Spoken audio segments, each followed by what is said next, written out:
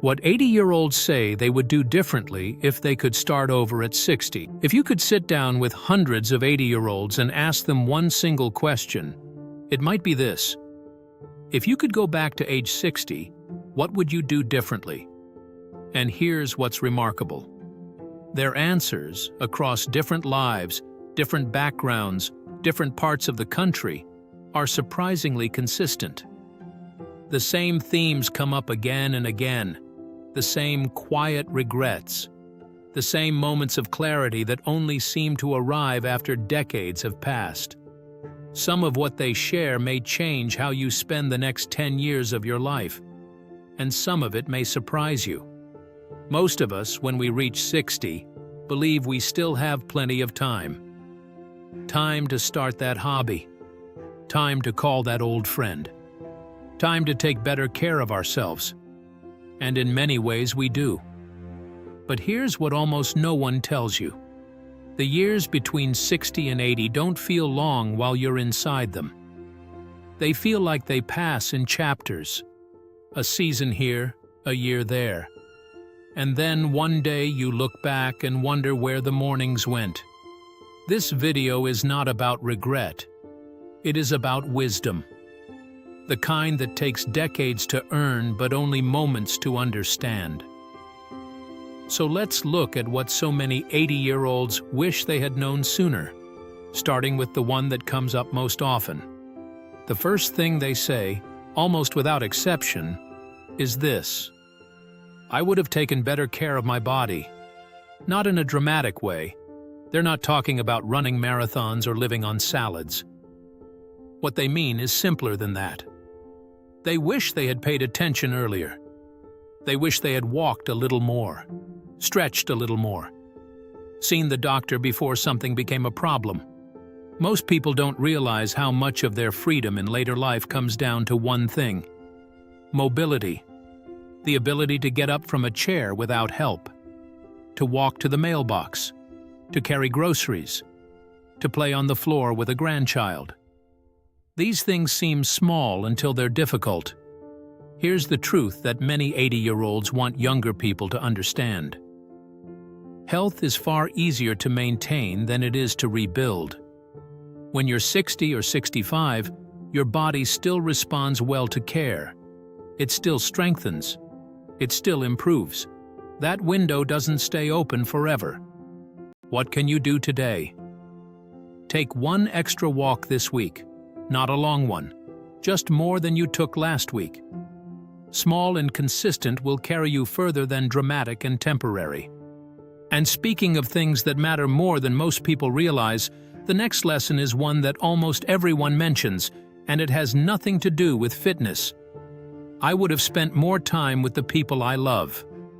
When you ask 80-year-olds what they treasure most about their lives, possessions almost never come up. What they talk about are people. A sister they used to call every week. A neighbor they lost touch with. Grandchildren they wish they had known better when the grandchildren were still young. Relationships, they say, are the thing that actually fills a life. Everything else is background. What surprises many retirees is how easy it is to let closeness quietly fade. You don't have a falling out. You don't decide to drift. You just get busy. You tell yourself you'll call next week, next month. And the distance grows without anyone choosing it. If there is someone in your life you've been meaning to reach out to, today is a good day to do that. Not tomorrow, today. A phone call, a visit, a letter even.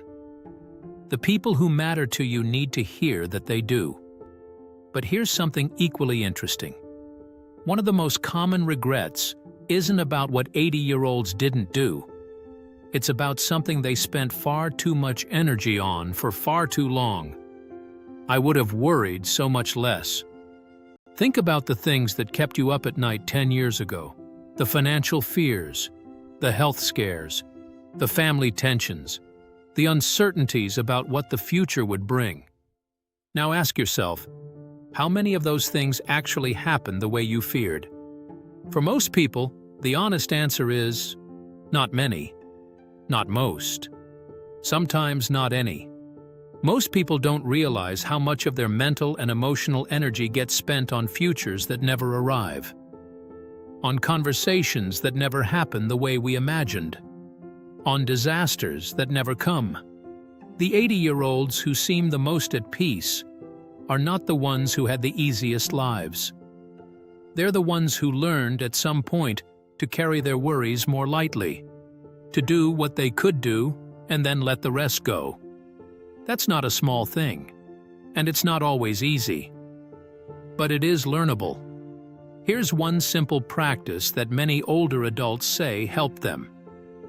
When a worry arrives, ask yourself, is there something I can do about this right now? If yes, do it. If no, put it down. It doesn't need to live in your chest. Now, the next lesson connects directly to this one, and it's something that most people only understand when they look back. I would have stayed more active. And this isn't just about the body. It's about the mind. It's about staying connected to life in an engaged, present, curious way. Here's what many retirees describe. In the early years after leaving work, life often feels full. There are trips to take, projects to start, grandchildren to visit. But somewhere in the middle years, a quiet settling can happen. The days begin to look the same. The circle gets smaller, and activity, both physical and social, slowly decreases. What surprises many older adults is how quickly the mind and body respond to stillness, not in a good way. The less you move, the harder movement becomes. The less you engage, the harder engagement becomes. But here's the hopeful part. The opposite is also true. Start moving a little more, and movement gets easier. Join one group, attend one class, show up to one community event, and suddenly you're in motion again. Activity is not about being busy. It's about staying alive to your own life. And that connects directly to a lesson that many 80-year-olds describe with a mix of wistfulness and encouragement. I would have started new things. Not eventually. Not when the time was right. Sooner. Learning a new instrument. Taking a painting class. Traveling somewhere they'd always meant to go. Writing something. Growing something. Building something with their hands. What held many of them back? The belief that they were too old to begin, or that starting something new at 60 or 65 was somehow too late to make it worthwhile. Here's what the evidence and the experience of thousands of older adults tells us. You are rarely too old to begin. And beginning is almost always worth it. Not because you'll become an expert, but because learning something new does something remarkable to the human spirit. It makes you feel alive in a way that repetition simply cannot. Is there something you've been telling yourself you'll start someday? What would it take to begin this month? Now, here's a lesson that often surprises people, because it's about something most of us have spent our whole lives pursuing. I would have focused so much less on stuff. The house, the car, the furniture, the status, the constant quiet pressure to have more, to keep up, to appear successful. When 80-year-olds look back, the possessions they accumulated rarely show up as sources of meaning. What they remember is the Saturday morning with nothing planned. The dinner that went on for 3 hours.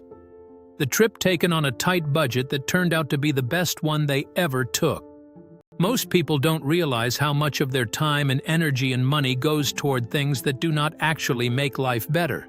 They make life look better. There's a difference. Simplifying doesn't mean giving everything away. It means asking honestly, what do I actually need? What actually brings me joy? And what am I holding on to out of habit or obligation? Those are questions worth sitting with. And they lead naturally to the final lesson, which many 80-year-olds say is the one they wish they had understood earliest of all. I would have lived more intentionally. Not more productively, not more efficiently, more intentionally. What that means is this: being deliberate about how you spend your days, knowing what matters to you, not in theory, but in practice, and making choices, small ones, daily ones, that actually reflect those values. So many older adults describe a feeling of having drifted through stretches of their lives. Not unhappily, not carelessly, but without much intention. They were responding to life rather than choosing it. Living intentionally doesn't require a grand plan. It requires asking one honest question each morning. What do I want this day to actually mean? And then making even one small choice that points in that direction.